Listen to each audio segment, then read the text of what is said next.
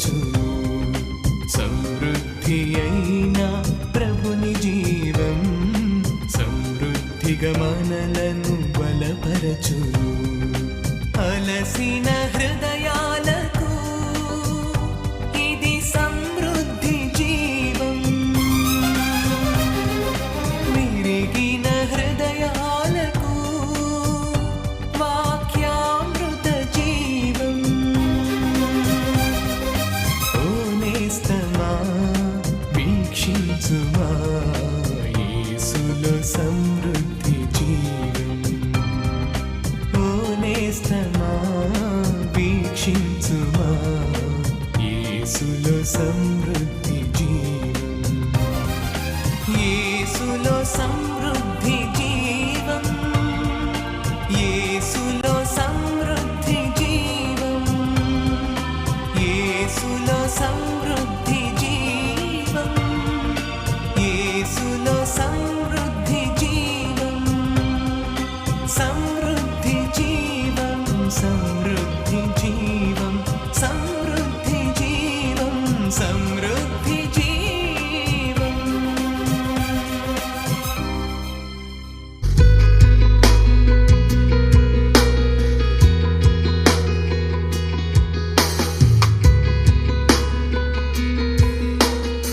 దేవుడు మనకి ఏ అవకాశం ఇచ్చినా ఒక మాట మరి మనం చెప్పి, దేవుడు మాట చెప్పి ఇంకా ఆయనకి అప్పగించేసేయాలి.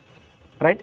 మనం ఇంకా అన్నెసరీ ఆర్గ్యుమెంట్స్లోకి వెళ్ళాల్సిన అవసరం లేదు. కానీ దేవుడి గురించిన మాట చెప్పి మనం ఇంకా ఆయనకే వదిలేస్తే వాళ్ళు కూడా రేపొద్దున ఆలోచిస్తారు, అరే నేను ఇంత గట్టిగా మాట్లాడుతున్నా ఈవిడ ఇలాగా చాలా నెమ్మదిగా ఉందే, నాకేమో కోపం వచ్చింది, ఈవిడ కోపం రావట్లేదేంటి అని వాళ్ళే దాని గురించి ఆలోచిస్తారు. ప్లస్ దేవుడు దర్శిస్తాడు. సో వాళ్ళు ఆలోచించడం మాత్రంగా దేవుడు దర్శించడంతో ఇంకా ఒక్కసారిగా నెమ్మదిగా దేవుడు వాళ్ళ మనస్సుని ఏం చేస్తారంటే దేవుడి వైపు దేవుడు తిప్పుతాడండి.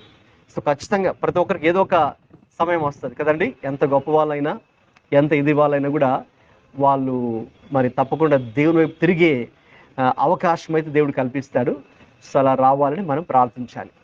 రైట్? సో తర్వాత మరి దేవుని యొక్క మందిరంలోనే లేక సన్నిధిలోనే లేక పరిశుద్ధుల సమాజంలోనే మనకు ఆనందం ఉన్నది అని వాక్యం సెలవిస్తుంది.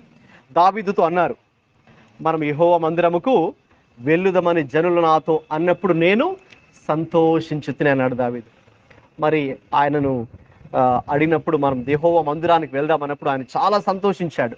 ఎందుకంటే ఆయన తెలుసు అక్కడ ఉన్నటువంటి ఆనందం కానీ అక్కడ ఉన్నటువంటి ఆశీర్వాదం కానీ అందులో ఉన్నటువంటి ఆ కృప ఆయన తెలుసు పర్సనల్గా. సో దాని టేస్ట్ చూశాడు, రుచి తెలుసు. సో కాబట్టి మీలో ఆ రుచి చూసిన వారు ఇంకా మీరు దాన్ని ఇంకా విడిచిపెట్టరు. రైట్? సో కాబట్టి ఇంకా ఆ రోజు మిమ్మల్ని మీకు ఎవరైనా ఫ్రెండ్స్ ఫోన్ చేసి బయటకు వెళ్దాం రండి అన్నా కూడా మీరు వెళ్ళరు. లేకపోతే ఒక ఇంపార్టెంట్ మీటింగ్ ఏదో ఉందన్నా కూడా మ్యాక్సిమం మీరు నేను రానండి అని చెప్తారు. రైట్? నేను కొన్ని సాక్ష్యాలు విన్నాను. ఒక ఆయన ఒక మంచి కార్పొరేట్ ఎంఎన్సీలో మరి ఆయనకి జాబ్ ఆఫర్ వచ్చింది. వస్తే చాలా మంచి అట్రాక్టివ్ ప్యాకేజ్ అనమాట, చాలా హై శాలరీ. సో అయితే వాళ్ళు అన్నారు సండే కూడా వర్క్ చేయాలని. ఆయనకున్నటువంటి రిక్వైర్మెంట్స్ని బట్టి, మామూలుగా అయితే రిక్వైర్మెంట్ ఉండదు ఎంఎన్సీస్లో. సో అయితే సండే కూడా వర్క్ చేయాలి. సో అయితే ఆయన రిజెక్ట్ చేశారు. సో నేను యేసుక్రీస్తు ప్రభు నమ్ముకున్న వ్యక్తినండి, నేను బిలీవర్ని, ఆ రోజు నేను వర్షిప్ చేయాలి, ఆ డే నేను దేవుడికి డెడికేట్ చేసుకున్నాను. So I don't want this job అని చెప్పేసి చాలా ధైర్యంగా అని చెప్పేసి బయటకు వచ్చేసారు. సో అలాంటివి నేను చాలా విన్నప్పుడు నాకు ఆశ్చర్యం వేసింది. సో అంటే వాళ్ళు ఇంతగా మరి దేవుడి కోసం కమిట్ చేసుకున్నారు. ఎరిక్ లిడిల్ అనే ఒక వ్యక్తి రన్నింగ్ రేస్లో ఒక మంచి ఛాంపియన్ అనమాట. ఆయనకి ఒలింపిక్ గేమ్స్లో అవకాశం వచ్చింది పార్టిసిపేట్ చేయడానికి. I think it's 100 metre dash అనుకుంటా. సో వస్తే మరి మామూలుగా ఎవరైనా ఒలింపిక్స్లో ఛాన్స్ మిస్ చేసుకోరు కదా. సో ఖచ్చితంగా పార్టిసిపేట్ చేయాలని కోరుకుంటారు. అయితే ఆ రోజు ఆయన పార్టిసిపేట్ చేస్తున్న డే ఏంటంటే సండే వచ్చిందనమాట. ఆయన గేము, ఆయన ఆడాల్సిన ఆ రన్నింగ్ రేస్ స్పోర్ట్స్ సండే వచ్చింది. సో ఆయన అన్నారు, no, he said no to that, నేను పార్టిసిపేట్ చేయనండి అన్నారు. అందరూ ఆశ్చర్యం, ఇదేంటి నీకు పిచ్చి పట్టిందా, అసలు ఒలింపిక్స్లో అసలు ఛాన్స్ రావడం అంటే మామూలు మాటలు కాదు కదండి. సో కాబట్టి international event once in 4 years వస్తుంది, అది కూడా నువ్వు ఛాంపియన్ కదా, ఈజీగా నువ్వు ప్రైజ్ వచ్చేస్తుంది, నీకు ప్రైజ్ కొట్టేస్తావు అన్నా కూడా నో అని చెప్పారు. సో దానికి నో అని దేవుణ్ణి ఆయన ఆనర్ చేసినప్పుడు దేవుడు తర్వాత అదే ఒలింపిక్స్లో మళ్ళీ ఇంకొక ఆపర్చునిటీ ఆయనకి ఇచ్చారు దేవుడు. 400 మీటర్స్ డాష్ అనుకుంటా, అది వేరే డే వచ్చింది. సో దాంట్లో పార్టిసిపేట్ చేశారు ఆయన. సో అలాగా you see their commitment.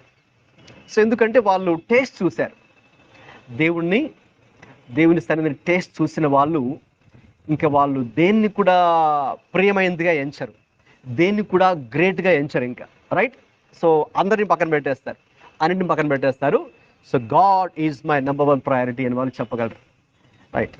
Praise God, దేవునికి స్తోత్రం, హల్లెలూయా. అందుకే మనకు వాక్యంలో కూడా హెబ్రీయులకు రాసిన పత్రిక 10:25లో ఒక మాట ఉంటుంది, కొందరు మానుకొనుచున్నట్టుగా సమాజముగా కూడుట మానక ఒకరినొకడు హెచ్చరించుచు ఆ దినము సమీపించుట చూచిన కొలది మరి ఎక్కువగా మీరు అలాగు చేయొచ్చు.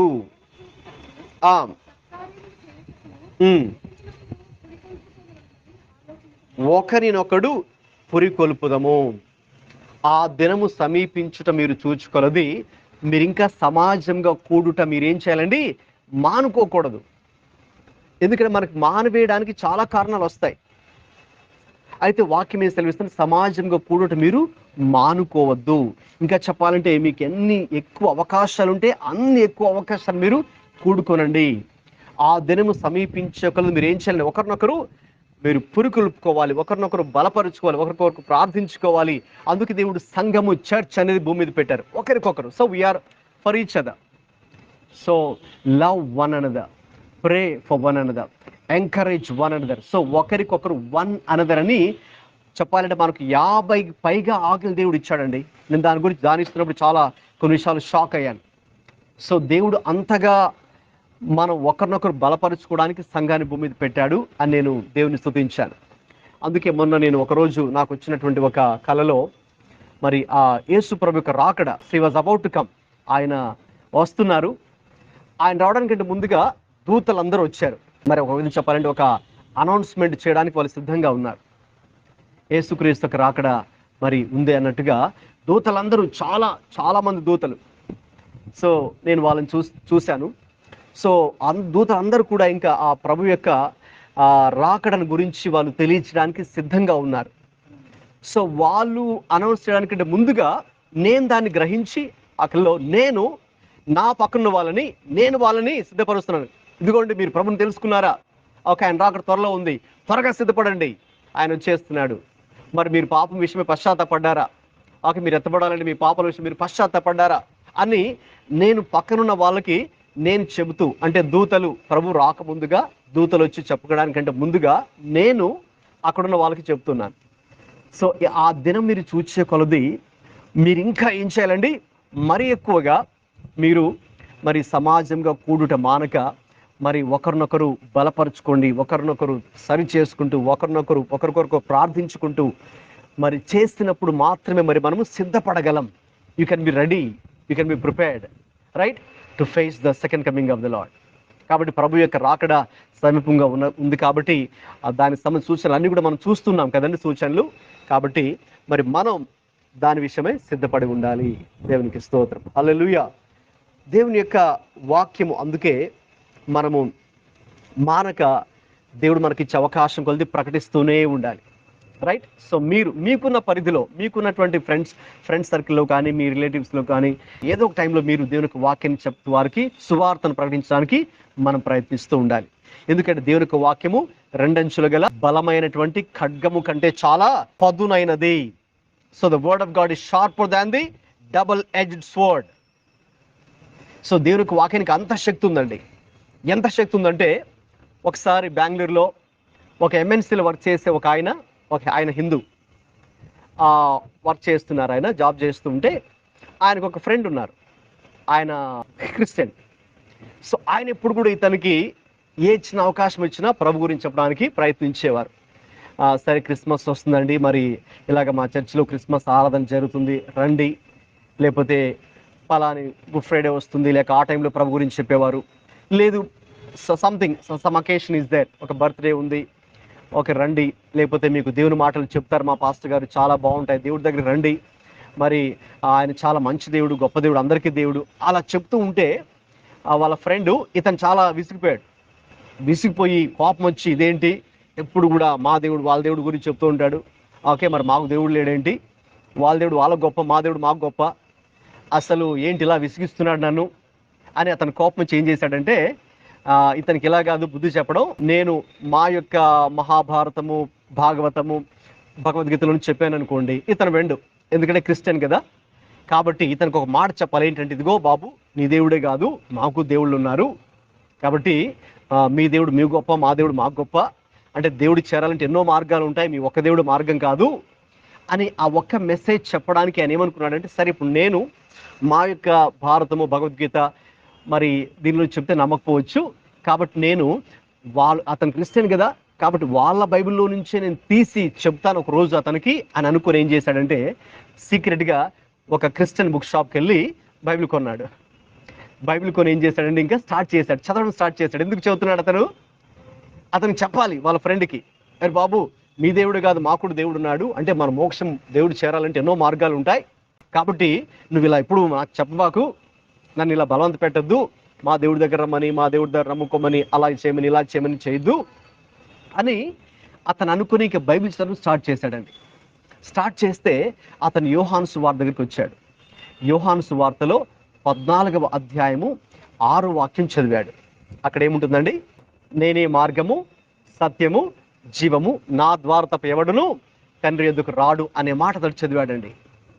అది చదివి అతను అక్కడ ఆగిపోయాడు. అఫ్కోర్స్ దేవుడు నన్ను కూడా ఆ మాట ద్వారానే దర్శించాడు. సో అక్కడ ఆగిపోయి, ఇదేంటి నేను అనుకున్నాను మోక్షం చేరాలంటే, దేవుని చేరాలంటే ఎన్నో మార్గాలు ఉంటాయి కదా, ఇదేంటి ఒక్క యేసు ప్రభువే నేనే మార్గం అని చెప్తున్నాడు అని దాని గురించి ధ్యానిస్తుండగా దేవుడు ఆయన దర్శించి దేవుడు ఆయనతో మాట్లాడాడు. సో దేవుడు ఆయనతో మాట్లాడితే ఆ రోజే అతను కూడా యేసుక్రీస్తు ప్రభు తన దేవుడిగా అంగీకరించాడు. హల్లెలూయా.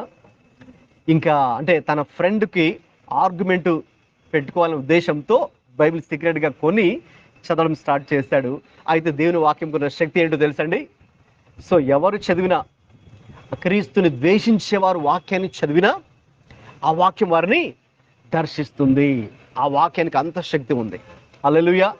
కాబట్టి అతడు మారి చాలా అద్భుతంగా మరి ఇంకా తర్వాత ఆయన కంపెనీలో మరి చాలా మందికి ఆయన యేసుక్రీస్తు గురించి ప్రకటించి ఇంకా ఆయన దేవుని యొక్క సేవలో దేవుని సేవ చేస్తూ ఉన్నారు ఇప్పుడు. కాబట్టి అలాగా మనకు తెలియదు దేవుడు ఎలా ఎవరిని దర్శిస్తాడో, అయితే ఆయన వాక్యానికి మరి అంత శక్తి ఉంది. కాబట్టి ఆయన వాక్యము మనం ఎవరికైనా సరే చెప్పినప్పుడు ఆ వాక్యం ద్వారా దేవుడు కార్యము చేస్తారు. హల్లెలూయా. అది మన హృదయంలో ఎరిగిన వారుగా ఈ సాయంకాలమున అందరూ కూడా దేవుని యొక్క వాక్యాన్ని ధ్యానం చేద్దామండి. మత్తయి సువార్త 6వ అధ్యాయము 25 నుంచి 34 దాకా ఎవరైనా గట్టిగా చదివి వినిపించండి.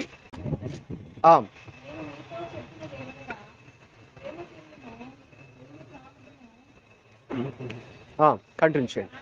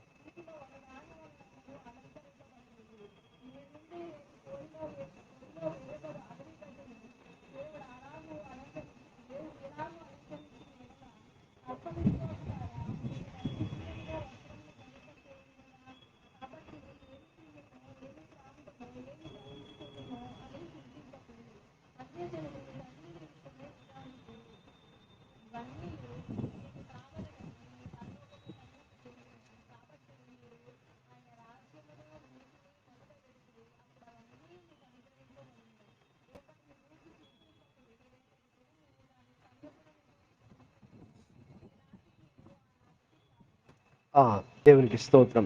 హల్లెలూయా. దేవుని యొక్క వాక్యాన్ని చదివాము. ఈ రోజున మరి ప్రభు మనతో ఒకే ఒక మాట గురించి ఆయన మనం జాగ్రత్తగా ఆలకించాలని కోరుతూ ఉన్నారు. అదేంటంటే, మీరు దేనిని గూర్చి చింతింపకుడి, చింతించొద్దు, డు నాట్ వరీ. సో ఆ పదం వినగానే వరీ, చింతించడం అనేది సాధారణంగా అందరూ కదండి, మనందరూ కూడా చాలా విషయాలు చింతిస్తూ ఉంటాం.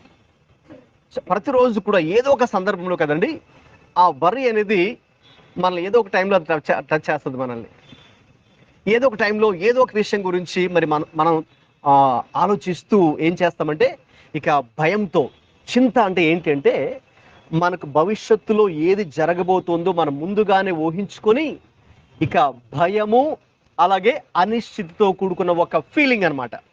చింత అంటే ఏంటంటే, భవిష్యత్తులో మనకి ఏం జరగబోతోందో దాని గురించి మనం ముందే ఊహించుకొని భయము అనిశ్చితితో కూడుకున్నటువంటి ఒక ఫీలింగే వరీ అంటే. సో అందుకే చాలాసార్లు ఓకే సైకాట్రిస్ట్ కూడా ఏం చెప్తారంటే, మరి చాలామంది వాళ్ళకు ఎందుకు సమస్య వస్తుందంటే, భవిష్యత్తులో వారికి నిజంగా జరగబోయే దాని గురించి కాదంట. చాలాసార్లు 90% వరకు కూడా చాలామంది భవిష్యత్తులో ఇది జరగబోతోంది, అది జరగబోతోందని సాధారణంగా అవి జరగవు. అయితే అటువంటి వాటిని మీరు ముందే ఊహించేసుకుంటారు. మీరు ముందే ఊహించేసుకొని ఇంకా దాని గురించి భయపడిపోతారు. అంటే ఎలాగంటే, ఫర్ ఎగ్జాంపుల్, అమ్మో రేపు నేను ఆఫీస్కి వెళ్తున్నాను, మరి నాకు మధ్యలో యాక్సిడెంట్ అవుతుందేమో అని, లేకపోతే నేను చనిపోతానేమో. అది జరగదు, కానీ వాళ్ళు దాన్ని ముందే ఊహించేసుకొని దానివల్ల భయపడిపోతారు. లేకపోతే ఫర్ ఎగ్జాంపుల్ నేను మా రిలేటివ్స్ వాళ్ళ ఇంటికి వెళ్తున్నాను, రైట్? సో మా రిలేటివ్స్ ఇంటికి వెళ్తున్నాను కాబట్టి అక్కడ మా అంకులో లేకపోతే మా బాబాయ్ ఉన్నాడు, లేకపోతే ఆయన మంచివాడు కాదు, కాబట్టి అతను నా మీద గొడవ దిగిపోతాడేమో, ఒక పెద్ద గొడవ అయిపోతుందేమో అని దాని గురించి వరీ. లేకపోతే ఇంకా సంథింగ్ ఓకేనా, మనకి అలాగా ఎవరికున్న ఇష్యూస్ వాళ్ళకు ఉంటాయి కదండి. సో ఆ టైప్లో సో మనం ఏం చేస్తామంటే 90% జరగని వాటి గురించి ముందే ఊహించేసుకొని ఇక భయంతో ఇక మరి మనము చింతిస్తూ కూర్చుంటాం. వి వరీ. సో కాబట్టి అదే మనకు చివరికి చాలా సమస్యగా మారుతుంది. సో దానివల్ల అన్ని విధాలుగా అనర్థాలే అని ఈవెన్ సైకాట్రిస్ట్ వాళ్ళు కూడా, డాక్టర్స్ కూడా వాళ్ళు చెప్పే విషయం అదే. అయితే వీళ్ళు ఇప్పుడు చెప్పడానికంటే ముందుగా ఎన్నో సంవత్సరాల క్రితమే యేసయ్యే ఆ మాట చెప్పారు. ఏమని? మీరు చింతించొద్దు, డు నాట్ బి వరీడ్. కాబట్టి మీరు చింతించొద్దు. ఈ చింత అనేది ఏంటంటే, దాని గురించి ఆలోచిస్తే టు బికమ్ ఓవర్ యాంగ్షియస్, లేకపోతే యు గెట్ డిస్ట్రాక్టెడ్. సో మనం అంటే ఒక విషయం గురించి దానికి ఇంకెక్కువ అతిగా ఆలోచించి అతిగా మరి మనము కలవరపడిపోతుంటాం. చింతించడం అంటే అదే అనమాట. ఒక విషయం గురించి మనం అతిగా ఆలోచించి దాని గురించి చాలా టెన్షన్ పడిపోతూ, ఫీల్ అయిపోతూ, కలవరపడిపోతూ, గాబరపడిపోతూ ఉంటాం. You become anxious about that. తర్వాత not only anxious, you also get distracted because of that. So దానివల్ల మీరు ఏంటంటే ఇక డిస్ట్రాక్ట్ అయిపోతూ ఉంటారు, డిస్టర్బ్ అయిపోతూ ఉంటారు. దానివల్ల ఒక విషయం మీరు దేని గురించి ఆలోచిస్తూ ఉంటారో, సో దానివల్ల మీరు డిస్ట్రాక్ట్ అయిపోయి ఇక మీరు చేయాల్సిన పని మీద కూడా మనం దృష్టి నిలపలేకుండా దాని గురించి బాధపడుతూ చింతిస్తూ ఉంటాం.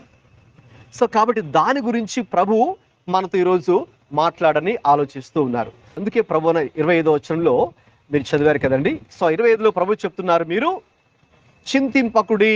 అక్కడ దేని గురించి అండి? సాధారణంగా మీరు ఏమి తిందుమో, ఏమి త్రాగుదుమో అని, మీ ప్రాణాన్ని గురించి, ఏమి ధరించుకుందుమో అని మీ దేహాన్ని గురించి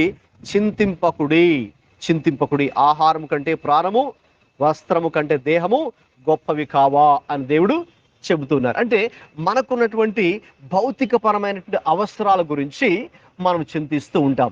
మనకున్నటువంటి అవసరాలు, మనకున్నటువంటి సమస్యలు, మనకున్నటువంటి ఇబ్బందులు, ఓకేనండి, వీటి గురించి మనం చింతిస్తూ ఉంటాం.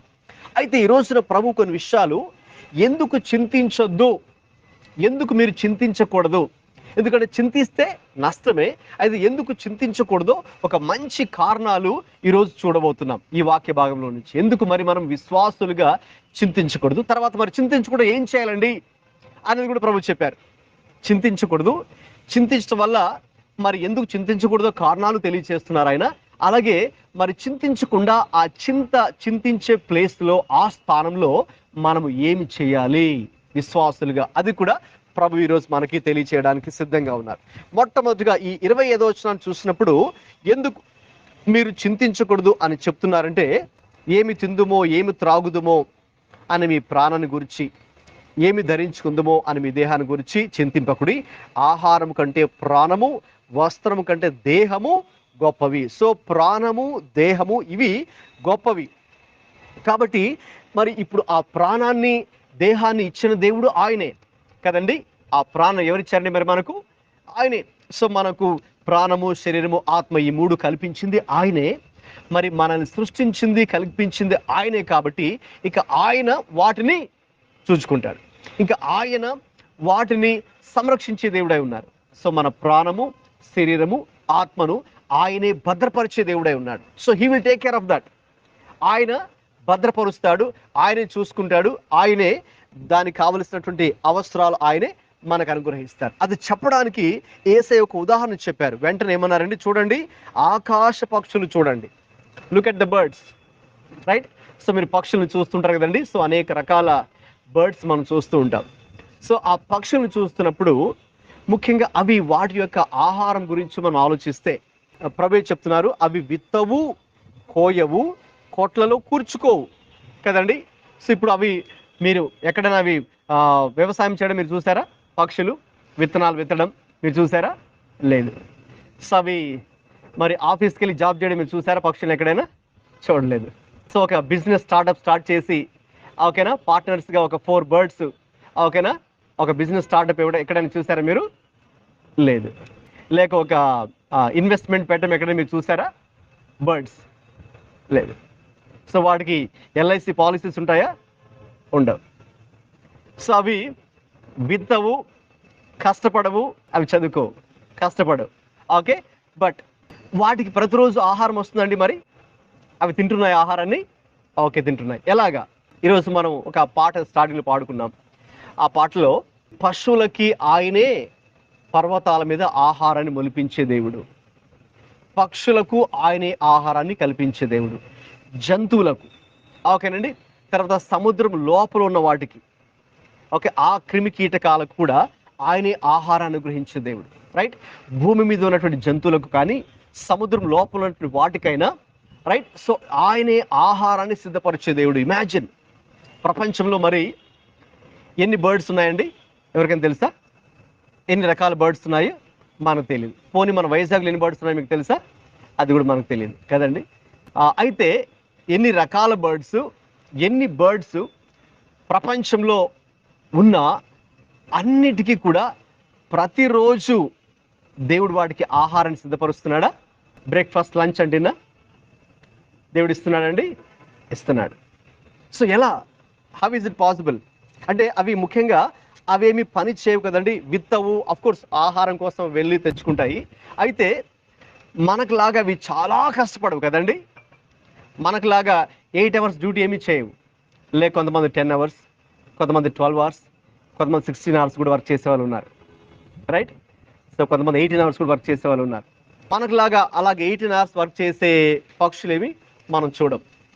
ప్రభు చెప్తున్నారు కదా, అవి విత్తవు, ఇంకేంటండి, అవి కొట్లలో కూర్చుకోవు, అయినను, చూసారండి, అది చాలా ప్రాముఖ్యం, అయినను మీ పరలోకపు తండ్రి వాటిని పోషించుచున్నాడు.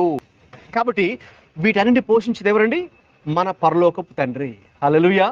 ఎందుకంటే ఆయనే వాటిని సృష్టించాడు కాబట్టి, ఆయనే వాటిని సృష్టించాడు కాబట్టి ఆయనే సమస్తానికి, నేను చెప్పాను ప్రపంచంలో మరి ఇన్ని కోట్ల పక్షులకు మరి ఆయనే ఆహారాన్ని సిద్ధపరిచేవాడు, ఎందుకంటే ఆయన వాటిని సృష్టించాడు.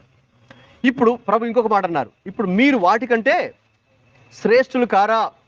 వాటికంటే మీరు శ్రేష్ఠులు కారా? ఇప్పుడు మనం చెప్పండి, ఎవరు పక్షులతో పోలిస్తే మనం శ్రేష్ఠులా కాదా? మనం శ్రేష్ఠులే. ఎందుకు? మన దేవుడు ఆయన పోలికలో, ఆయన సారూప్యంలో మనం సృష్టించబడ్డాం. పక్షులు కాదు, జంతువులు కాదు, చెట్లు కాదు, క్రిమి కీటకాలు కాదు, నదులు సముద్రాలు కాదు, గ్రహాలు ఉపగ్రహాలు కాదు, సూర్యుడు చంద్రుడు నక్షత్రాలు కాదు. ఓన్లీ మనము మనుష్యులు మాత్రమే ఆయన పోలికలో. We are all created in his image, in his likeness. ఆయన పోలికలో, ఆయన సారూప్యతలో మనం చేయబడ్డామని ఆదికాండంలో రాయబడింది. అంటే ఇక ఆయన వలె, అంటే ఆయనలో ఉన్నటువంటి అన్ని కూడా మనలో దేవుడు పెట్టాడు. ఆయన వలె ఫర్ ఎగ్జాంపుల్ ఒక పేపర్ తీసుకెళ్ళి జెరాక్స్ తీస్తే, ఫోటో కాపింగ్ చేస్తే ఎలాగైతే సేమ్ అది వస్తుంది కదండి జెరాక్స్, అలాగా మనము ఆయన జెరాక్స్ కాపీలు. సో దేవుడు మనల్ని ఆయన పోలికలో చేశాడు కాబట్టి మనము చాలా విలువైన వారు. పక్షుల కంటే, జంతువుల కంటే మనము చాలా విలువైనవి. We are so precious in his sight. So మీరు ఆయన దృష్టిలో ఇంత విలువైన వారు కదా. సో ఇంత విలువైన వారిని మరి దేవుడు ఏం చేయగలడు? మీరు ఏమి తినాలి, ఏమి త్రాగాలి, ఏమి ధరించుకోవాలి, ఎక్కడ నివాసం ఉండాలి, ఎక్కడ పని చేయాలి, ఎక్కడ మీరు పోషించబడాలి, మీ యొక్క అనుదిన అవసరాల గురించి, మీ భవిష్యత్తు గురించి, మీ ఫ్యూచర్ గురించి, మీ సెక్యూరిటీ గురించి, రైట్? సో మీ జీవితం గురించి, మీ ఫ్యూచర్ గురించి, మీ సెటిల్మెంట్ గురించి, మీ యొక్క హ్యాపీనెస్ గురించి, ఓకే, మీ యొక్క సాటిస్ఫాక్షన్ విషయంలో దేవుడు ఏం చేయగలడు? మీరు వాటికంటే శ్రేష్ఠులు కారా మీలో? కాబట్టి first of all we must know this evening that we are more precious and valuable in God's sight. Hallelujah. నేను దేవుని దృష్టిలో ఎంతో ప్రశస్తమైన వాడను, right? So I'm more precious in his sight అనేది మనం ఈ సాయంకాలం వేళ గ్రహించాలి. అది తెలుసుకోకపోతేనే we tend to worry a lot, right? అది తెలుసుకోకపోతేనే మనం ఇంకా వరీ అయిపోతాం. ప్రతి చిన్న విషయాలకి మనం వరీ అయిపోతుంటాం. లేకపోతే సైకాట్రిస్ట్ చెప్పినట్టుగా చాలామంది వాళ్ళ ఫ్యూచర్లో 90% జరగని వాటిని గురించి ముందే ఊహించేసుకొని జరిగిపోతాయేమని ఉద్దేశంతో భయపడిపోయి, కంగారు పడిపోయి వాళ్ళు టెన్షన్గా ఫీల్ అవుతారే, అలాగే మరి మనం కూడా ఫీల్ అవ్వాల్సిన అవసరం లేదు. ఎప్పుడంటే the moment you know that your heavenly father cares for you. మనకు ఒక పరలోకపు తండ్రి ఉన్నాడు. ఆ పరలోకపు తండ్రి మనల్ని ఆయన సంరక్షించే దేవుడు, పోషించే దేవుడు, ఆయన మనల్ని పట్టించుకునే దేవుడు, ఆయన మన బాగోగులు పట్టించుకునే దేవుడు అని మరి మనం మొట్టమొదటిగా గ్రహించాలి. కాబట్టి మనం పక్షుల కంటే ఎంతో విలువైన వారు. అలాగే ప్రభువారు ఇంకొక కారణం కూడా చెప్తున్నారు, ఎందుకు మీరు చింతించకూడదు. Why we not suppose to be worried. ఎందుకంటే ఇంకొక కారణం కూడా చూద్దాం. అదే వచనం ప్రక్కన, మీరు వాటికంటే బహుశ్రేష్ఠులు కారా. చూడండి, ఆ మాట బహుశ్రేష్ఠులు కూడా చాలా ప్రాముఖ్యమైంది. ఇక మీలో ఎవడు చింతించటం వలన తన ఎత్తు మూరెడెక్కువ చేసుకొనగలడు. సో అంటే మనం ఒకవేళ చింతించామే అనుకుందాం, చింతిస్తే మన హైట్ ఏమైనా మనం పెంచుకోవచ్చా? లేదు. మనం చింతిస్తే లేకపోతే ఈ బిల్డింగ్ సైజ్ ఏమైనా మనం తగ్గించగలమా మనం చింతించిన మాత్రాన? రైట్? సో మనం చింతించిన మాత్రాన, రైట్, ఇంకేదైనా ఆటోమేటిక్ ఏదైనా జరిగిపోతుందా? ఏది జరగదు కదండి. అంటే మనం చింతించడం వల్ల ఏది జరగదు, రైట్? సో దానివల్ల మరి మనకి ఎటువంటి మేలు ప్రయోజనము లేదు. చింతించడం వల్ల అంటే మన యొక్క నర్వస్ సిస్టమ్ చాలా వీక్ అయిపోద్దంట మన బాడీలో, డాక్టర్స్ చెప్తారు. So if you worry a lot, so you have circulation problem and also you have nervous system problem. So కాబట్టి మన బాడీకి నష్టమే కానీ, మన మనసుకి, మన మైండ్కి కూడా నష్టమే కానీ, తర్వాత మన స్పిరిట్ కూడా చాలా నష్టమే. కాబట్టి మన బాడీ, సోల్ అండ్ స్పిరిట్కి వరీ అంటే మీరు చింతించడం వల్ల నష్టమే, రైట్? బాడీకి ఏమో అటువంటి అనారోగ్యాలు, జబ్బులు వస్తాయి. మైండ్ ఏమో డిస్టర్బ్ అయిపోయి డిస్ట్రాక్ట్ అయిపోతాం. మనం చేయాల్సిన వర్క్ మీద కూడా మనం ఫోకస్ చేయలేం, కాన్సన్ట్రేట్ చేయలేం. మూడోదిగా మన ఆత్మ కూడా నష్టం. ఎందుకంటే యేసయ్య చెప్పిన దానికి వ్యతిరేకంగా నువ్వు చేస్తున్నావు కాబట్టి అది నీ ఆత్మ కూడా నష్టాన్ని కలగ చేస్తుంది. యేసయ్య ఏమో చింతించొద్దు ఆయన చెప్తుంటే నువ్వు చింతిస్తే దానివల్ల నీకు నష్టమే కానీ లాభం అయితే లేదు. కాబట్టి ప్రభు ఇంకొక కారణం చెప్తున్నారు ఏంటంటే, ఎందుకు మీరు చింతించకూడదు, చింతించడం వల్ల మనం ఎటువంటి మేలు, ఎటువంటి ప్రయోజనము దానివల్ల లేదు అనేది ఆయన మనకు ఖచ్చితంగా చెప్తున్నటువంటి ఒక మాట. తర్వాత వస్త్రాల గురించి మీరు చింతింపనేలా, అడవి పువ్వులు ఎలాగూ ఎదుగుచున్నవో ఆలోచించుడి. అడవి పువ్వులు అండి. రెండవ ఉదాహరణ, ఫస్ట్ మనకు పక్షుల గురించి ప్రభు మాట్లాడారు. పక్షుల విత్తవు, కోయవు, కొట్టలు కూర్చుకోవు, ఆయన ప్రతిరోజు కూడా పోషించబడుతున్నాయి. నెక్స్ట్ అడవి పువ్వులు, ఫ్లవర్స్ గురించి మరి ప్రభు మాట్లాడుతున్నారు. సో ఫ్లవర్స్ గురించి మనం ఆలోచిస్తే, అడవి పువ్వులు ఎలాగ ఎదుగుచున్నావో ఆలోచించుడి, అవి కూడా కష్టపడవు, ఓకే, వడకవు. అయినను అంటే మనం ఫ్లవర్స్ని చూసినప్పుడు అవి అందంగా ఉండడానికి ఏమైనా కష్టపడతాయి చెప్పండి? అవేం కష్టపడవు. సో ఆటోమేటిక్గా ఆ బ్యూటీని దేవుడు అందులో పెట్టాడు. తర్వాత అవి మొగ్గ దశలో నుంచి అలాగా ఒక పుష్పము దశలోకి రావడానికి అవి కష్టపడతాయా? అవి కష్టపడు. అది ఎవరు చేస్తారు? ఆ చేంజ్ ఎవరు చేస్తారు? దేవుడే చేస్తాడు. ఓకేనండి. సో వాటంతా చక్కగా అలంకరించేది దేవుడే. అవేమి తమకు తాముగా అవి అలంకరించుకోవు. రైట్? కొన్ని ఫ్లవర్స్ చాలా స్పెషల్గా ఉంటాయి కదండి. సో కాబట్టి అవి చూసినప్పుడు చాలా బాగున్నాయని మనం చాలా ఇష్టపడతాం. సో కాబట్టి అవి తమంతకు తాముగా కష్టపడి ఆ యొక్క అందాన్ని పొందుకోలేదు. తమంతకు తమ కష్టపడి ఆ స్టేజ్కి అవి రాలేదు. సో వాటిని సృష్టించిన దేవుడే వాటికి ఆ అందాన్ని, ఆ అలంకరణను అవి ఆ రీతిగా చిన్న మొగ్గ దశలో నుంచి అవి పెరిగి పెద్దవడానికి దేవుడే వాటికి సహాయం చేశాడు. లేక ఆయనే వాటి కారకుడు. కాబట్టి దేవుడు అంత చక్కగా వాటినే, అది కూడా అవి ఎన్ని రోజులు ఉంటాయండి? ఉదయం మనం చక్కగా చూస్తే మళ్ళీ సాయంకాలానికి అవి మళ్ళీ వాడిపోతాయి కదండి.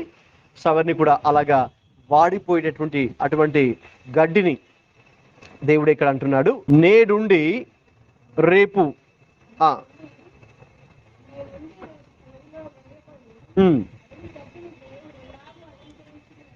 అడవి గడ్డినే లేక ఆ ఫ్లవర్స్ నే దేవుడు అంత చక్కగా అలంకరిస్తే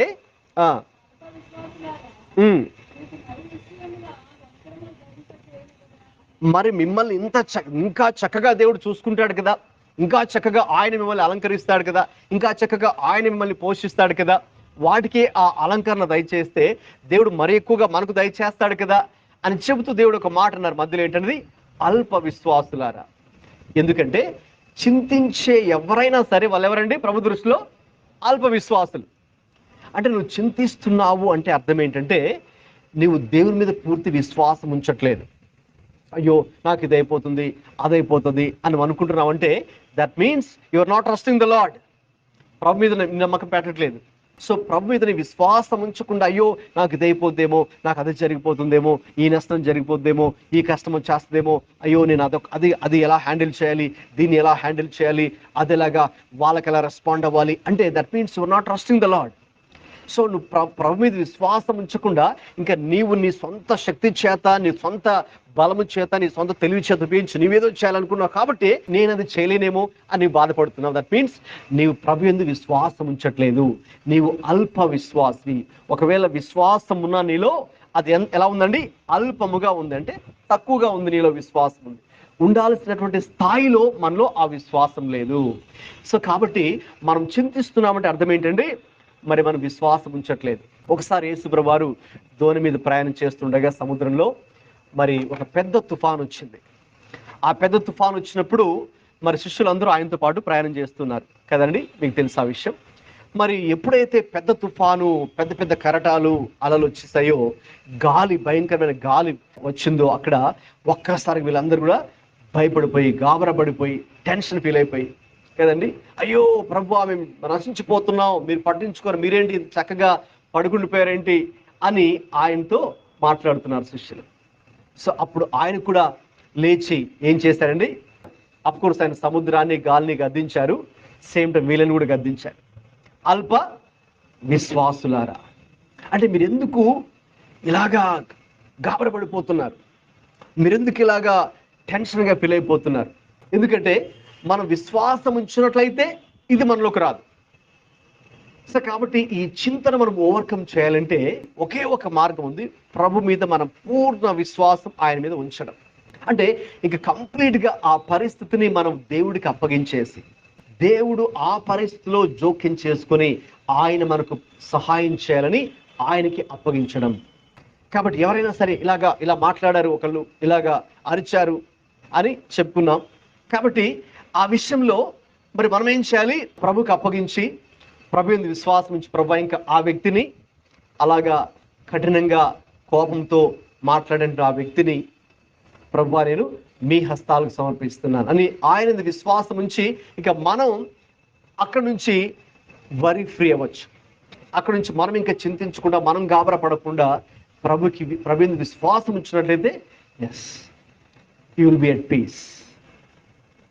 సో అప్పుడు మాత్రమే వరీ ఫ్రీ లైఫ్ అనేది మనం కలిగి ఉండొచ్చు. ఎప్పుడైతే only when you trust in the lord. ఒకసారి ప్రభు పేతురుని ఆయన సముద్రం మీద నడుచుకుంటూ వస్తే, ప్రభువా మరి మీరే అయితే నాకు కూడా ఆజ్ఞాపించి నేను నడుచుకుంటూ వస్తానని చెప్పారు కదా పేతురు. సరే నడుచుకుంటూ రమ్మన్నాడు ప్రభు. మరి అప్పుడు పేతురు ఏం చేశారండి, సముద్రం మీద నడవడం ప్రారంభించారు. ఆయన కూడా అంటే యేసు ప్రభు ఎలాగ సముద్రం మీద నడుచుకుంటూ వస్తున్నారు, ఈయన కూడా నడుచుకుంటూ వచ్చారు. అయితే వెంటనే ఒక్కసారిగా మళ్ళీ అతడు కూడా ఈ కెరటాల వైపు చూసి, గాలి వైపు చూసి భయపడిపోయాడో కదండి. అప్పుడు మళ్ళీ అంటే దాని గురించి చింతించాడో. ఎప్పుడైతే చింత, okay, so when you stop trusting the lord, worry enters. The moment you trust the Lord, worry ends. అదండి, దట్స్ ద కనెక్షన్. సో మీరు ఎప్పుడైతే చింతించడం స్టార్ట్ చేస్తారో ఇంకా ప్రభు మీద మీకు విశ్వాసం లేనట్టు అర్థం. ఇక ప్రభు మీద విశ్వాసం ఉంచడం మీరు ప్రారంభించారంటే ఇక వర్రీ ఇంకా లేదని అర్థం. వర్రీ మనకి దూరం అయిపోతుందని అర్థం. సో కాబట్టి అది చాలా చాలా ప్రాముఖ్యం. సో ఆ రోజు పేతురుకి అదే జరిగిందండి. సో ప్రభు మీద చూస్తూ ఆయన మీద విశ్వాసం ఉంచినందుకు చక్కగా హ్యాపీగా సముద్రం మీదనే నడవగలిగాడు. వర్రీకి ఇంకా తావులేదు. ఎప్పుడైతే ఇంకా అది ఇది చూసి ఇంకా వర్రీ స్టార్ట్ అయిపోయిందో, చింతించడం స్టార్ట్ చేశాడో, దట్ మీన్స్ ఇంకా ప్రభు మీద విశ్వాసం ఉంచట్లేదు కాబట్టి మునిగిపోవడం స్టార్ట్ అయిపోయింది. నీళ్ళలో మునిగిపోవడం స్టార్ట్ అయిపోయింది. కాబట్టి అందుకే అల్ప విశ్వాసులారా అనే పదం అక్కడ ప్రభు వారు చెప్తున్నారు. కాబట్టి మన జీవితాల్లో ఎప్పుడైనా సరే మనం పరిస్థితులను చూసి భయపడుతున్నాము అంటే మనం కూడా అర్థం చేసుకోవాలి, మనలో కూడా అల్ప విశ్వాసం ఉందేమో పరీక్షించుకోవాలి. ప్రభు మీద మనం పూర్తిగా ఇంకా ఆధారపడట్లేదు అని తెలుసుకోవాలి. ప్రభువుని మనం పూర్తిగా విశ్వాసం ఉంచట్లేదు అని గ్రహించాలి. ఎప్పుడైతే మరి మనము మనుషులకు భయపడుతూ ఉంటే, పరిస్థితులకు భయపడుతూ ఉంటే, లేకపోతే మన ఫ్యూచర్లో అది ఇది జరగబోతుందేమో అని, ఓకేనండి, మన ఫ్యామిలీ గురించి కానీ, మన జాబ్ గురించి కానీ, మన సెటిల్మెంట్ గురించి కానీ, ఓకేనండి, మన యొక్క సెక్యూరిటీ గురించి కానీ, మన పిల్లల గురించి కానీ, okay, name it anything. So దేని గురించి అయినా మనం అలాగా వరీ అవుతుంటే దట్ మీన్స్ మనం ప్రభుని పూర్తిగా విశ్వాసం ఉంచడం లేదు అని అర్థం. So the moment you begin trusting in the lord, so worry ends. అప్పుడు ఇంకా నువ్వు చింతించవు. ఎందుకంటే నీకు తెలుసు, my heavenly father is there. So నా పరలోకపు తండ్రి ఉన్నాడు, ఇంకా ఆయన చూసుకుంటాడు. ఎందుకంటే ఆయన పక్షులు ఇంత చక్కగా, ఇంత వండర్ఫుల్గా ఈ ఫ్లవర్స్ని దేవుడు డెకరేట్ చేస్తే, ఇంత అద్భుతంగా పక్షులు, ఇన్ని కోట్ల పక్షులు దేవుడు ఆహారం ఇస్తూ ఉంటే, ఇన్ని కోట్ల జంతువులకు ఆయన గడ్డిని మొలిపిస్తుంటే పర్వతాల్లో, ఇన్ని కోట్ల మరి ఫిష్లకు దేవుడు ఆహారం ఇస్తూ ఉంటే సముద్రంలో కదండి. సో వాటికంటే ఎంతో చెప్పండి, ఎంతో శ్రేష్టమైన నన్ను దేవుడు మరి చూసుకోడా, దేవుడు పట్టించుకోడా. అందుకే సో నా పరలోకపు తండ్రి నా పక్షంగా ఉన్నాడు అనేది మనం విశ్వసించాలి. అప్పుడు మాత్రమే మనం చింతించకుండా మనం ఆయన వైపు చూసేవారుగా ఉంటాం. తర్వాత ప్రభు వారు ఏమన్నారండి, అదే వాక్య భాగంలో చూద్దాం. అల్ప విశ్వాసులారా, మీకు మరి నిశ్చయముగా వస్త్రములు ధరింపచేయును కదా. చూసారండి ఆ పదము, మరి నిశ్చయముగా అంటే గ్యారంటీగా, డెఫినెట్గా. అంటే దేవుడు వీటికే, ఆకాశ పక్షులకే ఆయన ఆహారం ఇస్తూ ఉంటే మరి మీకు ఆహారం ఇవ్వడా? తప్పకుండా ఆయన మీకు ఆహారం ఇస్తాడు. తప్పకుండా ఆయన మిమ్మల్ని పోషిస్తాడు.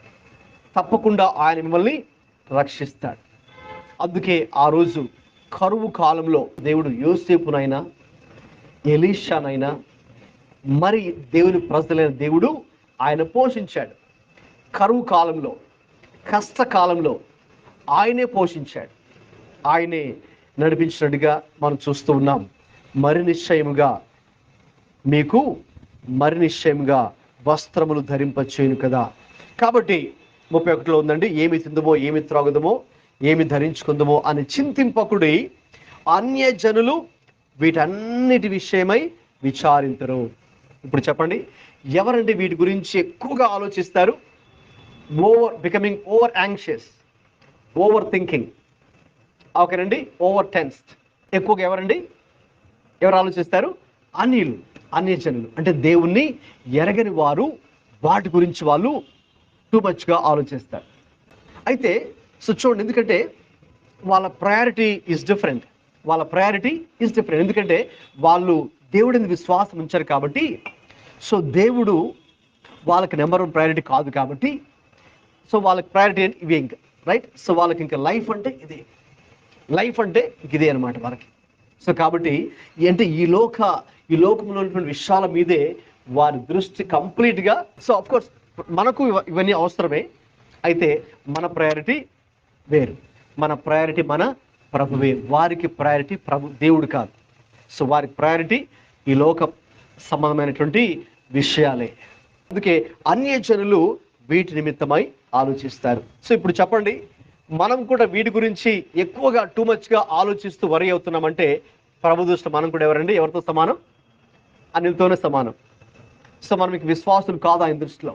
ఆయన దృష్టిలో మనం కూడా అన్నిటితో సమానం. ఎందుకంటే మరి మనం కూడా ప్రభు వైపు చూడట్లేదు, ప్రభు యందు విశ్వాసం ఉంచట్లేదు, ప్రభు యందు నమ్మకం ఉంచట్లేదు, ఆయనకు మనం ప్రాధాన్యత ఇవ్వట్లేదు.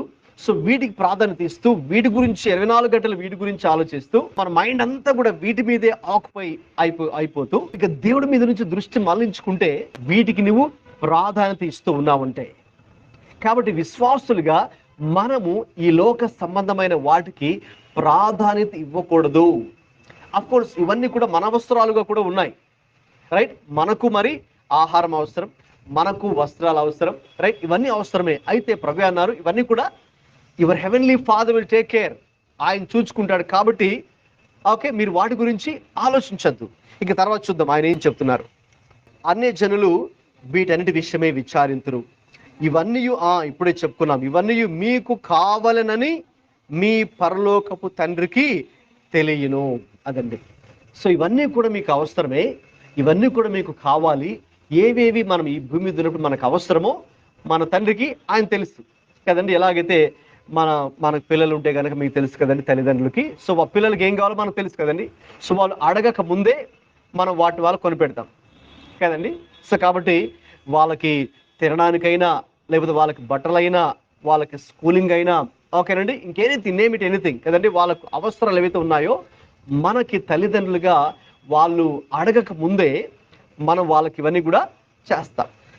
సో నో అంటే వాళ్ళ అవసరతలు మన పిల్లలు కాబట్టి వాళ్ళ అవసరాలు ఏంటో మనకు తెలుసు. ఆ అవసరాలు మనం ఇవ్వడానికి మరి తల్లిదండ్రులు ఎవరైనా కూడా ప్రయత్నిస్తారు. అలాగే ఇక్కడ మరి మీ పరలోకపు తండ్రికి ఇవన్నీ కూడా తెలుసు. That means one good thing ఏంటంటే ఈరోజు మనం తెలుసుకోవాల్సింది, so God knows all our needs. So మనకి ఉన్నటువంటి అవసరాలు ఓకేనండి అన్నీ కూడా ప్రభుకి తెలుసు. ఆయన తెలుసు కాబట్టి ఇక మనం నిశ్చింతగా ఉండొచ్చు. సో ఆయన తెలుసు కాబట్టి ఇక మనం టెన్షన్ పడాల్సిన అవసరం లేదు. ఆయన తెలుసు కాబట్టి ఇక నీవు దాని గురించి 24/7 ఇక నీవు దాని గురించి ఆలోచించాల్సిన అవసరం లేదు ఇంకా, ఓకేనండి. లేకపోతే ఇంకా పొద్దున్నే లేచినప్పుడు నుంచి ఇంకా అదే మన మైండ్లో దాని గురించి ఆలోచిస్తూ, మళ్ళీ పడుకునేటప్పుడు కూడా దాని గురించి ఆలోచిస్తూ, లేక సరిగ్గా నిద్ర కూడా పట్టకుండా అలాగా టెన్షన్ తీసుకోవాల్సిన అవసరం అయితే మరి మనకు ఉండదు. అంతే కదండి. కొన్నిసార్లు ఒకళ్ళు నేను చెప్పడం విన్నాను, వాళ్ళకి ఏదో ఒక సమస్య వచ్చింది. సో ఆ సమస్య గురించి అయ్యో ఎలాగా అని దాని గురించి ఆలోచిస్తుంటే మరి ఆ భార్య భర్తకి ఇద్దరికి వాళ్ళకి నిద్ర కూడా పడట్లేదంట. సో ఆ సమస్య గురించి వాళ్ళు దాని గురించి ఆలోచిస్తున్నారు, రైట్? సో మనం ధ్యానించవలసింది సమస్య గురించి కాదు, సమస్యను పరిష్కరించే ప్రభు గురించి. చూద్దాం ప్రభు వారు ఏమన్నారు. మరి ఏం చేయాలి? చింతించకుండా యేసయ్యా మరి ఏం చేయాలి అని కనుక మీరు అడిగితే ఆయన అంటున్నారు,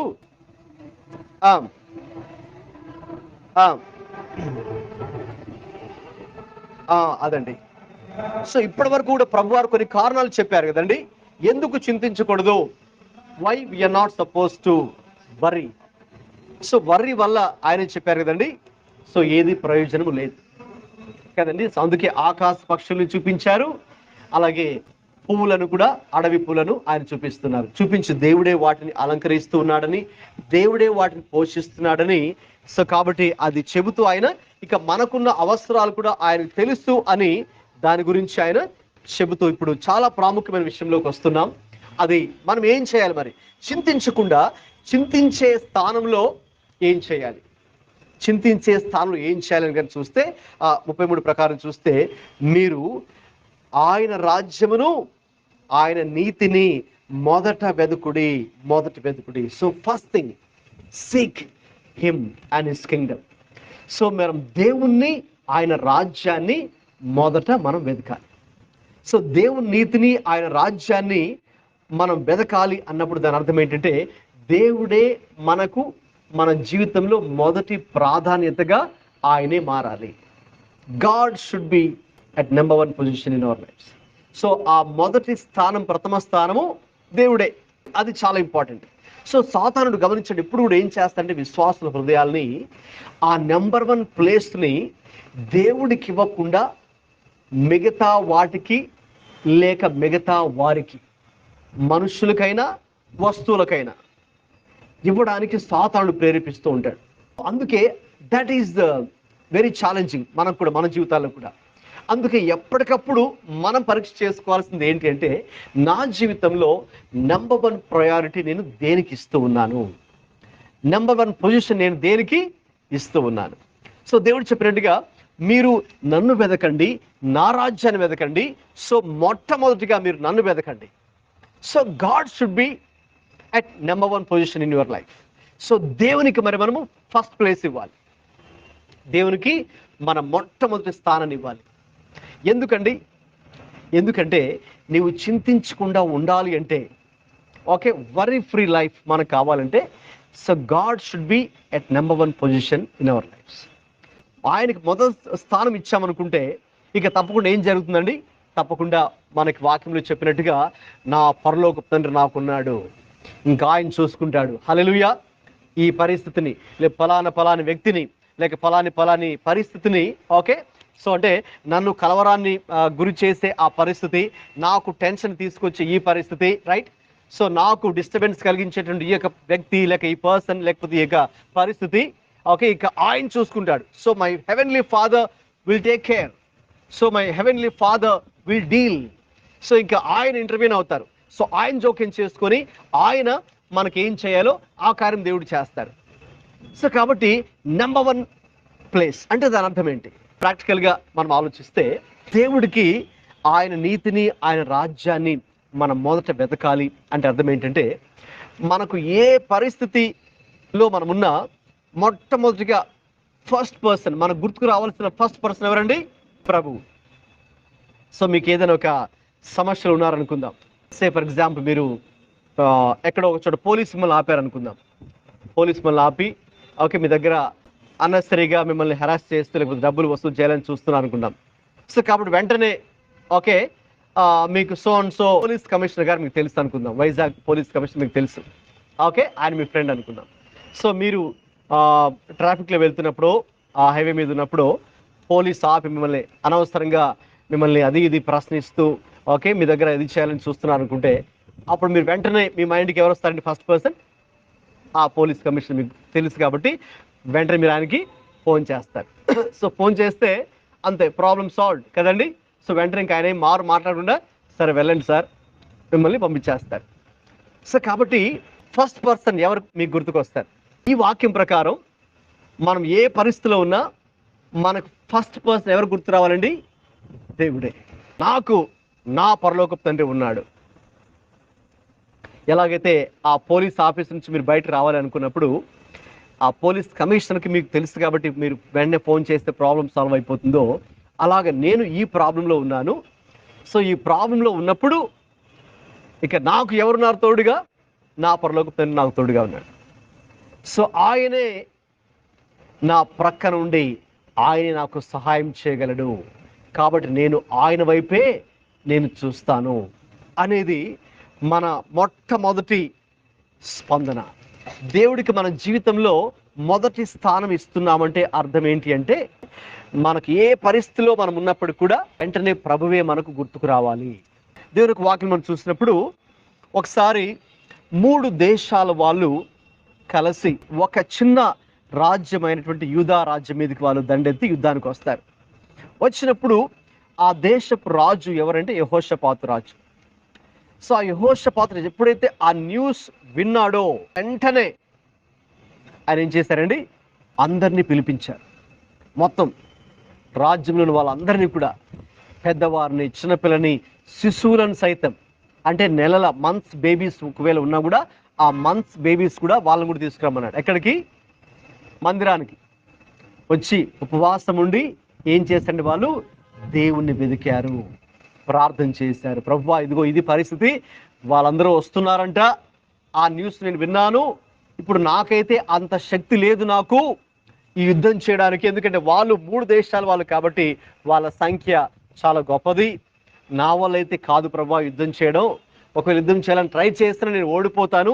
నాకు అంత శక్తి లేదు తండ్రి, మాకిక మీరే దిక్కు నాయనా, మీరే మాకు సహాయం చేయండి అని ఆయన ప్రార్థించి ఆ రోజున దేవుడు అద్భుతంగా మాట్లాడి దేవుడు చెప్పిన మాట ప్రకారంగా ముందుకెళ్తే గొప్ప విజయాన్ని ఆ రోజు ఆయన చూచాడు. సో ఆయన నీతిని, రాజ్యాన్ని వెతుకుతున్నాము అన్నప్పుడు దాని అర్థం ఏంటంటే, మనకు ఏ పరిస్థితి, ఏ ప్రతికూల పరిస్థితి మనకు ఎదురైనా వెంటనే మరి మనము గుర్తుకు రావాల్సింది ప్రభువే, వెంటనే మనం మాట్లాడవలసింది కూడా ప్రభుతోనే. వాళ్ళకి వీళ్ళకి ఫోన్ చేయడానికంటే ముందుగా, ఇదిగోండి మా సమస్య ఇదండి, ఇదిగోండి మాకు ఏమి సమస్యలు ఉన్నామండి, మరి మాకు మీరు హెల్ప్ చేస్తారా అని మన మనుషుల్ని కాదు అడగాల్సింది.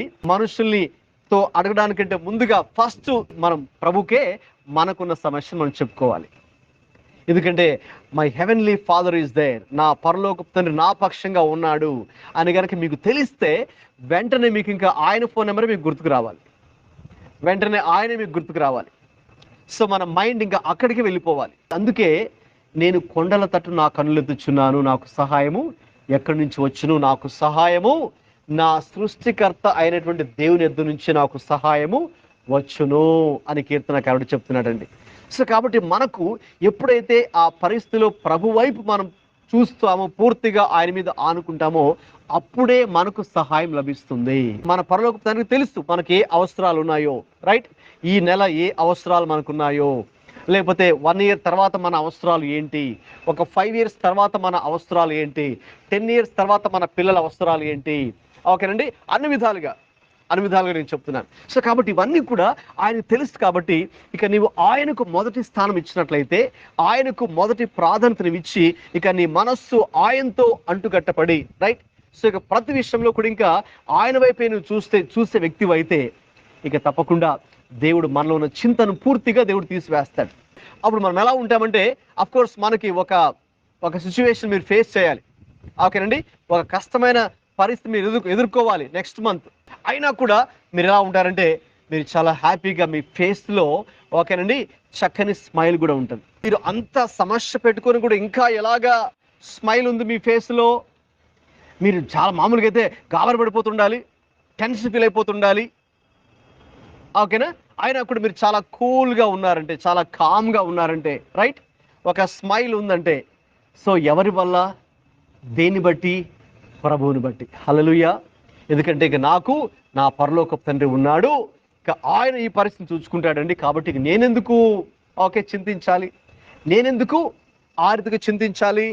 అందుకే పేతురు అన్నారు, చూడండి ఒక మాట, 1 పేతురు 5వ అధ్యాయంలో ఒక చక్కని మాట అని చెప్తారు దీని గురించి. 7వ వచనం, ఆయన మిమ్మును గూర్చి చింతించుచున్నాడు కనుక. అదండి చాలా అద్భుతమైన మాట.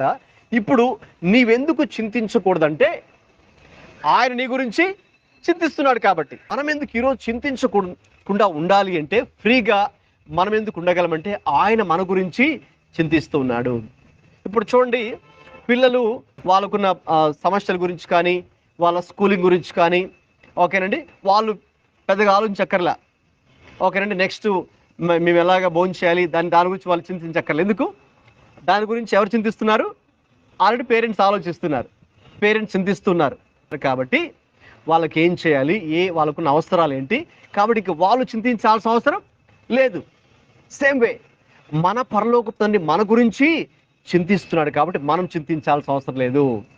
ఇంకొక విషయం, చాలా ప్రాముఖ్యమైన విషయం, మీరు మీ గురించి ఎంత చింతిస్తూ ఉన్నారో, ఎంత ఆలోచించుకుంటూ ఉన్నారో మీ గురించి, ఓకే, మీ హ్యాపీనెస్ గురించి, మీ సెటిల్మెంట్ గురించి, ఓకేనండి, మీరు ఎంతైతే ఆలోచిస్తూ ఉన్నారో దానికంటే ఎన్నో రెట్లు ఎక్కువగా దేవుడు మీ గురించి చింతిస్తూ ఉన్నాడు. హల్లెలూయా! అంటే మీ యొక్క సెక్యూరిటీ గురించి, ఓకే, మీ భద్రత గురించి, మీ క్షేమం గురించి, మీ ఆరోగ్యం గురించి, మీ అవసరాల గురించి మనం ఎంతగా చింతిస్తూ ఉంటామో దానికంటే ఎన్నో రెట్లు ఎక్కువగా మన క్షేమం గురించి, మన బాగోగుల గురించి దేవుడు ఆలోచిస్తున్నాడు, దేవుడు చింతిస్తున్నాడు. కాబట్టి నీవు ఇక చింతించాల్సిన అవసరం లేదు. హల్లెలూయా. ఎందుకు ఆయన చింతిస్తున్నాడు? ఓకే, ఆ విషయం మనం తెలుసుకుంటే ఇక మరి మనలో ఏముండదండి, ఇక చింత ఉండదు. అప్పుడు మన ఫేస్లో స్మైల్ ఉంటుంది. ఓకే, అప్పుడు మరి మనం అన్ని విషయాల్లో చాలా కూల్గా మరి మనము ఉండగలం. ఇక మనం ఇక దేనికి కూడా ఇంకా గాబరా పడిపోవాల్సిన అవసరం మనకు ఉండదు. ఎందుకంటే ఆయన నా గురించి చింతిస్తున్నాడు. ఆయన నా గురించి నన్ను పట్టించుకుంటూ ఉన్నాడు. నా బాగోగులు పట్టించుకుంటూ ఉన్నాడు కదండి. చాలా ఆశ్చర్యం. ప్రపంచంలో ఇన్ని కోట్ల మంది ఉన్నప్పుడు, రైట్, 800 కోట్లకు పైగా ప్రస్తుత జనాభా ఉండగా, అంతమందిలో కూడా దేవుడు నిన్ను వ్యక్తిగతంగా దేవుడు నీ మీద దృష్టి పెట్టి నీ అవసరాలు, నీ ఫ్యూచర్, నీ ప్రాబ్లమ్స్, నీ సెక్యూరిటీ గురించి ఆయన ఆలోచిస్తున్నాడంటే చాలా ఆశ్చర్యం కదండి. చాలా అద్భుతమైన విషయం. అందుకే మీరు చాలా ప్రశస్తమైన వారు. మనలో ప్రతి ఒక్కరు కూడా ఆయన దృష్టిలో శ్రేష్ఠులు, విలువైన వారు, ప్రశస్తమైన వారు. సో ప్రశస్తమైన వారు కాబట్టే ఆయన పక్షుల గురించి అంత ఆలోచిస్తుంటే, అంత పట్టించుకుంటూ ఉంటే, ఆ పక్షుల యొక్క ఆ బ్రేక్ఫాస్ట్, లంచ్, డిన్నర్ గురించి ఆయన అంతగా పట్టించుకుంటూ ఉంటే, ఇక దేవుడు మన గురించి పట్టించుకోడు అంటారా? చాలా పట్టించుకుంటారు ఆయన. సో అందుకే ఆ పేతురు గారు ఆ మాట చెప్పారు. కాబట్టి ప్రభు చెప్తున్న మాట ఏంటంటే, మీరు చింతించవద్దు, అయితే ఒక పని చేయండి. ఏంటి ఆ ఒక పని అంటే? చాలా ప్రాముఖ్యమైన పని. మీరు నా నీతిని, నా రాజ్యాన్ని మీరు మొదట వెదుకుడి. మొదట, first priority to God and God alone. దేవునికి మాత్రమే మనము మొదటి స్థానాన్ని, ఓకేనండి, మొదటి first preference, first place, first priority only to God. దేవునికి మాత్రమే మనం ఇవ్వాలని దేవుడు కోరుతున్నారు. ఆయన మాత్రమే వెదకాలని దేవుడు కోరుతున్నారు. ఆయన నీతినే వెదకాలని దేవుడు కోరుతున్నారు. ఆయన రాజ్యాన్ని వెదకాలి అంటే ఏంటి? ఆయన మనస్సు కలిగి జీవించాలి, రైట్. ఆయన ఏది కోరుకుంటున్నాడో అది మనం కోరుకోవాలి. ఆయన దేన్ని ప్రేమిస్తున్నాడో మనము దాన్ని ప్రేమించాలి. ఆయన దేన్ని ద్వేషిస్తాడో మనం కూడా దాన్ని ద్వేషించాలి. ఆయన ఎక్కడ ఉండాలని ఇష్టపడతాడో మనం అక్కడ ఉండాలని ఇష్టపడాలి. ఆయన ఏ పనులు చేయాలని కోరుకుంటాడో అదే చేయాలి. ఆయన చిత్తం ఏదైతే ఉందో అదే మన చిత్తంగా ఉండాలి. కాబట్టి ఆయనను వెదకాలి, ఆయన చిత్తాన్ని మనం వెదకాలి. ఆయన చిత్తాన్ని మన చిత్తంగా మనం చేసుకోవాలి. సో ఇక మన చిత్తము అక్కడ ఉండదు, ఆయన చిత్తమే అక్కడ ఉంటుంది. ఆయన చిత్తం ఏదో మనం తెలుసుకుంటాం, అదే మనం చేస్తాం. తండ్రి, మరి మీకేది ఇష్టం చెప్పండి, అదే నేను చేస్తాను. ఇక నా ఇష్టం కాదు తండ్రి, మీ చిత్తమే నేను చేస్తాను అనే వ్యక్తిగా మనం మారిపోతాం. ఇక కంప్లీట్గా ఆయన ఆధీనంలోకి మనం వెళ్ళిపోతాం. ఓకేనండి. ఇక ఆయన చిత్తాన్ని మనం చేస్తాం, ఆయనకు ప్రాధాన్యతనిస్తాం. ఇక మనకు ప్రాధాన్యత ఉండదు, మన ఇష్టం కాదు, మన చిత్తం కాదు. ఓకేనండి. మనం కంప్లీట్గా ఆయనకు ప్రాధాన్యతనిస్తాము, ఆయన ఆధీనంలోకి వెళ్ళిపోతాం, ఆయన చిత్తాన్ని చేస్తాం, ఆయన ఇష్టాన్ని చేస్తాం. ఆయన రాజ్యము మీదనే, ఓకేనండి, ఆయన ఏం కోరుకుంటున్నారో దాన్నే మరి మనం కూడా కోరుకుంటాం, దాన్నే మనం కూడా ఆశిస్తాం, రైట్. దాని వెంటే మరి మనం కూడా వెళ్తాం. ఆ పని మనం చేయాలి. అది చేసినప్పుడు ఏం జరుగుతుందండి? అప్పుడు అవన్నీ మీకు అనుగ్రహించబడును. దేవునికి స్తోత్రం, హల్లెలూయా. అప్పుడు అంటే ఎప్పుడు? ఎప్పుడైతే మనము దేవునిని, ఆయనను, ఆయన నీతిని, ఆయన రాజ్యాన్ని మనం వెతికి ఆయనకు ప్రథమ స్థానం ఇచ్చి ఆయన చిత్తాన్ని చేస్తామో అప్పుడు మీకు ఇవన్నీ అనుగ్రహించబడు. అంటే పైన ఏవైతే ఆయన చెప్పారో, మీకు కావలసిన ఆహారము, మీకు కావలసిన వస్త్రాలు, మీకు కావలసిన నివాసము, మీకు కావలసినటువంటి పనులు, okay, everything A to Z అన్ని, అవన్నీ మీకు అనుగ్రహించబడును, అవన్నీ మీకు అనుగ్రహించబడును. కాబట్టి ఈ రోజున మనము చింతించకూడదు, అయితే చింతించే స్థానంలో మనము దేవుణ్ణి వెదకాలి, దేవునికి మొదటి స్థానాన్ని ఇవ్వాలి, ఆయన చిత్తాన్ని మనం చేయాలి. అలా చేసినప్పుడు తప్పకుండా దేవుడు మనలో ఉన్నటువంటి ఏ చింత ఉన్నా కూడా దేవుడు తీసివేసి, మనకు చింతను తీసివేయడం మాత్రమే కాదు, ఆయన సమస్తము అనుగ్రహించే దేవుడు. అలాగే ఇప్పుడు ప్రాక్టికల్గా ఏం చేయాలంటే, మనము చింతించకుండా దేవుణ్ణి ఎలా వెదకాలి అని చూస్తే, ఫిలిప్పీలకు రాసిన పత్రిక 4వ అధ్యాయము 6వ వచనం. దేనిని గురించి చింతింపకుడి కానీ, చింతపడకుడి కానీ, ప్రతి విషయంలోనూ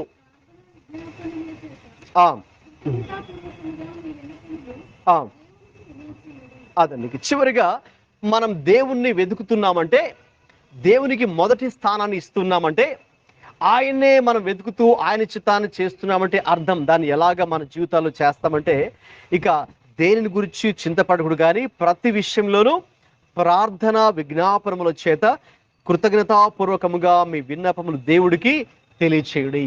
ఇక మనం ఎలా ఉంటామంటే ఇక ప్రతి విషయంలో కూడా మనం ఇక ప్రార్థించే వారిగా ఉంటామండి. దేని గురించి చింతపడద్దు అని ఇక్కడ కూడా ఉంది. అది ఏ విషయమైనా సరే దాని గురించి నువ్వు చింతించొద్దు అని వ్రాయబడింది. అయితే మరి ఏం చేయాలండి? ప్రతి విషయంలో ప్రార్థించని వారిగా మనం ఉండాలి. ప్రతి విషయాన్ని ఇంకా ఆయనకి అప్పగించేసే, ప్రతి విషయాన్ని ఇంకా ఆయనకి చెప్పు. రైట్? సో మనుషులు ఏదని అన్నారా, ఆయనకే చెప్పు. రైట్? నీవు ఒక పరిస్థితి ఎదుర్కోవాలా నెక్స్ట్ మంత్, దాన్ని దేవుడికి చెప్పేసే. రైట్? సో నిన్ను ప్రజలు ఒక విధంగా డిస్కరేజ్ చేశారా, హర్ట్ చేశారా, దాన్ని ప్రభుకి చెప్పేసే. Whatever it may be, ప్రతి విషయంలో కూడా ఇక ప్రార్థన విజ్ఞాపనల ద్వారా మన విన్నపములు దేవుడికి తెలియచేయాలి అని దేవుని యొక్క వాక్యం తెలియచేస్తుంది. ఎప్పుడైతే ఆ పని మనం చేస్తామో అప్పుడు ఇక ఖచ్చితంగా మరి ప్రార్థించి ప్రభుకి ఆ విషయాన్ని అప్పగిస్తే ఇక మనం చింతించాల్సిన అవసరం ఉందా లేదో చెప్పండి? ఇంకా లేదు. నీవు ఆ విషయంలో పూర్తిగా ప్రార్థించి దేవుడికి కమిట్ చేస్తే ఇక నువ్వు చింతించాల్సిన పని లేదు. ఎందుకంటే ఇంకా దాన్ని ఆయన చూసుకుంటాడు. రైట్? సో ఒక విషయంలో నువ్వు అప్లికేషన్ పెట్టావు, అప్లికేషన్ పెట్టి ఒక కన్సర్న్ ఆఫీసర్కి దాన్ని ఇచ్చావు ఆ అప్లికేషన్. ఇంకా ఆయన ఆ మ్యాటర్ని టేకప్ చేస్తారు. ఇంకా నువ్వు చింతించాల్సిన పని లేదు ఆ పని గురించి. అయ్యో ఎలాగెలాగ ఇంకా ఆయన చూసుకుంటాడు ఆ పని. మీకు ఒక పని కావాలి, అప్లికేషన్ పెట్టారు, ఆ కన్సర్న్ ఆఫీసర్కి మీరు హ్యాండ్ ఓవర్ చేశారు, అంతే, he will take care of it కదండి. అలాగే మనము ప్రార్థనలో దేవుడికి ఆ విషయాన్ని తెలియచేసి మనం దేవుడికి ఓపెన్గా ఆ విషయాన్ని తెలియచేసి ఇంకా ఆయనకు అప్పగించేసాం. మనం ఇంకా నమ్ముతున్నాం ఇంకా ఆయన, ఎందుకంటే ఆయన ఈ పని చేయగలడు. ఓకే, ఈ ఆఫీసర్ ఆ పని చేయగలడో లేదో మనకు తెలియదు. ఓకే, కొన్నిసార్లు వీళ్ళు చేయాలనుకున్నా చేయలేరు. ఓకేనండి, వాళ్ళకి చేయడానికి అధికారం ఉన్నా వాళ్ళు కొన్నిసార్లు చేయలేరు. అయితే పరలోకపు అధికారి తప్పకుండా మన కొరకే ఆ పనిని చేస్తాడు. కాబట్టి ఆయన చేయగలడు అని ఇంకా నీవు నిశ్చింతగా హ్యాపీగా మనం ఇంకా విశ్రాంతి తీసుకోవచ్చు. మనం ఇక నిశ్చింతగా ఉండొచ్చు, అంటే చింత లేకుండా. ఎందుకు? ఆ విషయాన్ని ఆయనకు అప్పగించేస్తాం కాబట్టి. ఇక అదే ఆయన చూసుకుంటారు కాబట్టి, ఆయన యుద్ధ దానికి పరిష్కారం ఉంది కాబట్టి, ఆయన చేయడానికి ఆ అధికారం ఆ సామర్థ్యం దేవుడికి ఉంది కాబట్టి ఇక మరి మనం చింతించాల్సిన అవసరం లేదు. సో ఇక ఆ చింత అనేది ఏమాత్రం కూడా ఇక మన జీవితాన్ని ఏలడానికి వీల్లేదు. In a way we need to win over this battle of worry today. ఎందుకంటే అందరూ కూడా చాలాసార్లు అన్ని విషయాలు ఏదో ఒక రోజు ప్రతి రోజు కూడా ఏదో ఒక సందర్భంలో సాతానుడు రైట్ సో కొన్నిసార్లు మనం చింతించేటట్టుగా వాడు చేస్తూ ఉంటాడు. సాతానుడు కొన్ని విషయాలు మనకు మన ఊహకి మన ఇమాజినేషన్ తీసుకుని వచ్చి మన అటెన్షన్ అక్కడ తీసుకుని వెళ్ళి ఇక దాని మీదే మన టైం స్పెండ్ చేసి ఇక వర్రీ అవుతూ ఇక దాని గురించి భయపడిపోతూ టెన్షన్గా ఫీల్ అయిపోతూ ఓకేనండి ఇక he wants us to worry. వాడి ఉద్దేశం ఏంటంటే సాతాను ఉద్దేశం మీరు చింతిస్తూ ఉండిపోండి ఇలాగని. సో ప్రభు ఏం చెప్పారండి? నో, మీరు చింతించొద్దు, చింతపడొద్దు. ఓకేనా? ఎందుకంటే నేనున్నాను కాబట్టి, పరలోకపు తండ్రిగా నేను మీకు తోడుగా ఉండి మీ పక్షంగా ఉన్నాను కాబట్టి ఇక నేను మీకున్న అవసరాలు ప్రతి ఒక్కటి తీర్చిదేవు నేను కాబట్టి మీరు చేయాల్సింది ఒక్కటే, మీరు నా నీతిని నా రాజ్యాన్ని మొదట వెతకాలంటే నాకు ప్రథమ స్థానం మీరు ఇవ్వాలి. ఓకేనండి, మన హృదయాల్లో దేవునికే ప్రథమ స్థానం ఇవ్వాలి, ఆయన్నే వెతకాలి, ఆయన చిత్తాన్ని చేయాలి. ఆయన కోరుకున్నట్టుగా ఆయన రాజ్యాన్ని వెతికినప్పుడు ఇక సమస్తము ఆయన అనుగ్రహిస్తారని దేవుడే వాగ్దానం చేశాడు. సో కాబట్టి అటువంటి చింత మన జీవితాల నుంచి దేవుడు తీసివేయాలని దేవుడు కోరుతున్నారు. మనము ఆయన్ని వెతకాలి, ఆయన నీతిని వెతకాలి, ఆయన చిత్తాన్ని చేయాలి. రెండవదిగా సమస్త విషయాలు కూడా ప్రార్థన విజ్ఞాపనముల ద్వారా ఆయనకే తెలియచేయాలి. దేవుడు అటువంటి కృప మనందరికీ దయచేయను గాక. ప్రార్థన చేసుకుందామండి. అందరు కూడా వీలైతే మోకరించి తలలు వంచి కళ్ళు మూసుకొని మన ప్రభు తట్టు చూద్దాం, ప్రార్థన చేద్దాం. ఈరోజు ఈ యొక్క సందేశము ద్వారా పరిశుద్ధాత్మ దేవుడు మనతో ఏ మాట అయితే మాట్లాడుతున్నారో దాన్ని ఒకసారి మనం ధ్యానం చేసుకుందాం. ఇంతవరకు దేవుడు మీతో ఏ మాట ఈరోజు మాట్లాడి ఉన్నారో ఆ మాటను బట్టి దేవునికి స్తోత్రాలు చెల్లించండి. అలాగున అందరూ కూడా దేవుని వైపు చూద్దాం. సాయంకాలం వేళ అవునండి, మనకు మీరు ఈ యొక్క సాయంకాల వేళ కూడా ఏ చింతతో ఇక్కడికి వచ్చారో, ఏ వరితో ఇక్కడికి వచ్చారో దేవుడికి తెలుసు.